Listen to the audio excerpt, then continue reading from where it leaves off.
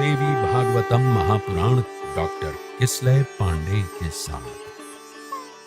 इस भाग में श्री नारायण कहते हैं कि वैदिक अष्टाक्षर मूल मंत्र परम श्रेष्ठ तथा सबके लिए उपयोगी है, अथवा जिसने जिस मंत्र का उपदेश दिया है उसके लिए तो मूल मंत्र वो है। सरस्वती इस शब्द के अंत में चतुर्थी तथा अंत में स्वाहा लगाकर सबके आदि में लक्ष्मी बीज और माया बीज लगाकर बना हुआ ये मंत्र है।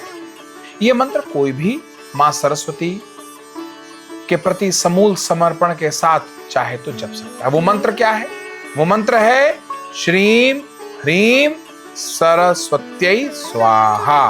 कल्प वृक्ष के समान है ये मंत्र। वास्तव जो भी मनोकामना हो इस मंत्र का नियमित जाप करते रहिए और अपनी मनोवांछित वस्तु प्राप्त करते रहिए। प्राचीन काल में स्वयं नारायण ने वाल्मीकि को गंगा नदी के तट पर यह मंत्र दिया था।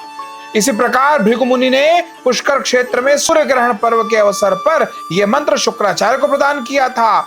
मारीच कश्यप ने चंद्र ग्रहण के समय पर प्रसन्न होकर बृहस्पति को इसका उपदेश दिया था और ब्रह्मा जी ने भृगु से संतुष्ट होकर बद्रिकाश्रम में उन्हें यह मंत्र प्रदान किया। जरत्कारु मुनि ने क्षीर सागर के समीप आस्तिक को यह मंत्र दिया और विभादंडक मुनि ने मेरु पर्वत पर बुद्धिमान ऋष्यशृंग को इसका उपदेश दिया था। भगवान शिव ने आनंदित होकर कणाद मुनि तथा गौतम को यह मंत्र दिया था और सूर्य ने याज्ञवल्क को तथा कात्यायन को इस मंत्र का उपदेश दिया। शेषनाग ने सुतल लोक में बलि की सभा में पाणिनि, बुद्धिमान भारद्वाज और शाकटायन को यह मंत्र दिया।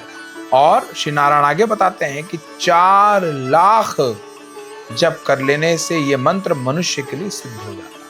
यदि मनुष्य इस मंत्र में सिद्ध हो जाए तो स्वयं बृहस्पति के समान।